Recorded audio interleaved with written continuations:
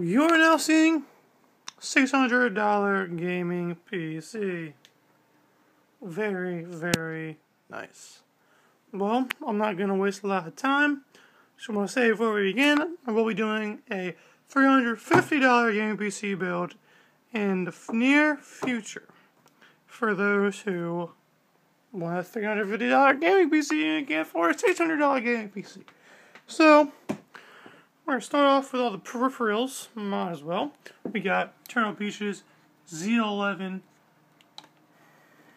brand headset with mic, and it has a little nice fancy ability to unplug that to plug into your phone so you can have a mic and a headset at the same time, which is pretty cool.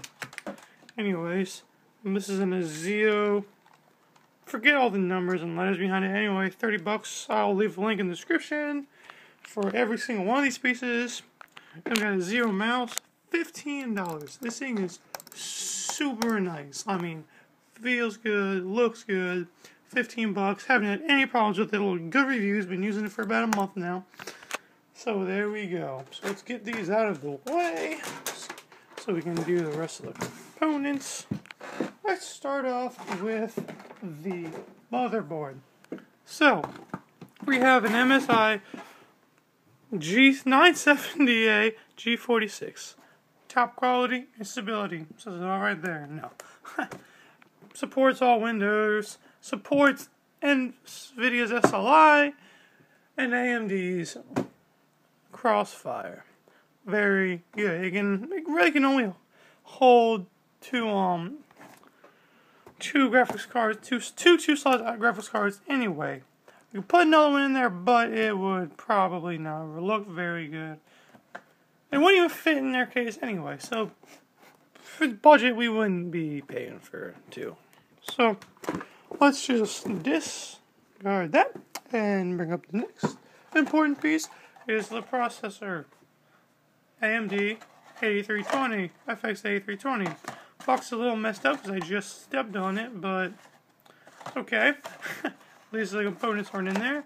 Comes with the cooler and the CPU itself. This is an 8-core CPU. Now I know games have been running faster with fewer cores.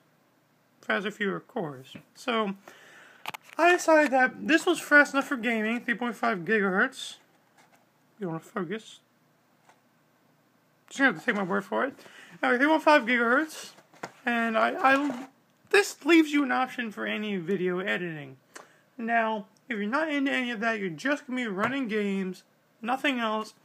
Get the AMD FX 4300 or 6300.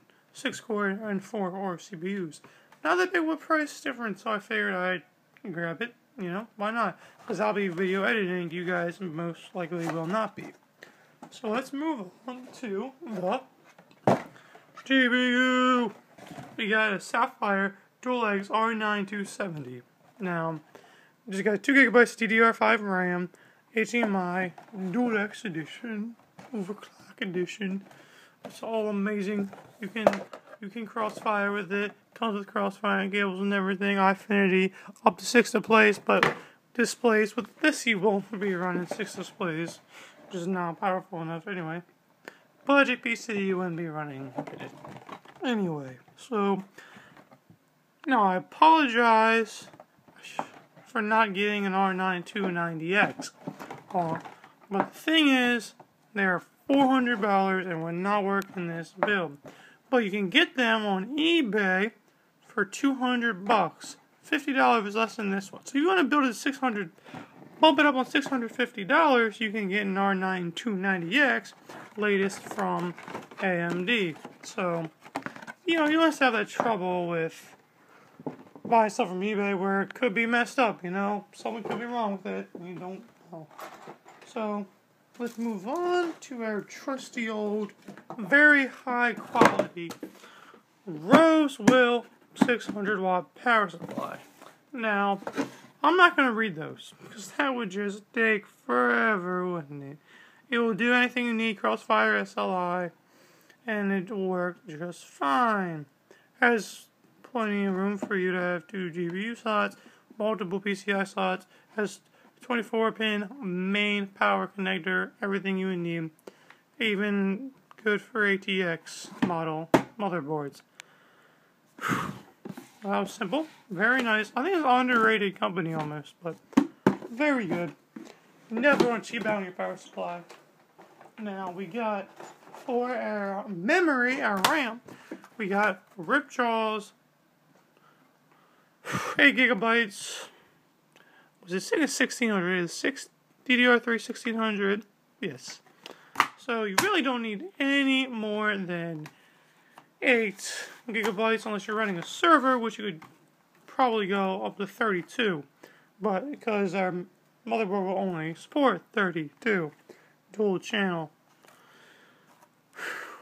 memory. But that's what, if you run a server, then you really want that 8-core CPU as well. For those, also, now let's move on to those who steal their neighbor's Wi-Fi. This is for you. You can get Wi-Fi very far away. And with the SoftApp software, it can have its own Wi-Fi. So let me just show you here. See? Well, you can have your own Wi-Fi if you can hook it up right with the Ethernet and the motherboard. This can send out and redistribute its own signal, which means you don't even need to have a router in your house. You could just use this, and it's $30 anyway. So you can get Wi-Fi and send out Wi-Fi. For LAN purposes, it would be very nice also. Now, this is the hard drive. Obviously, it's not a hard drive. It was in there, but it's in my computer now. 1 terabyte Seagate 7200 RPM hard drive. I didn't go with an SSD because I wanted that extra money to get better components. So that's why that went. And you really don't need an SSD. It's recommended, but it just makes it a little bit faster, a little more reliable. But hard drives are really cheap right now. Like you can get them, you can get double the memory for less than half the price of an SSD. It's just like, why would you go with an SSD when this is pretty quick already? Well, I think that's it. Sure is. Now, look out for my $350 PC build. Thanks for watching. Please subscribe. Maybe even like. Maybe possibly. And have a good day, most of all.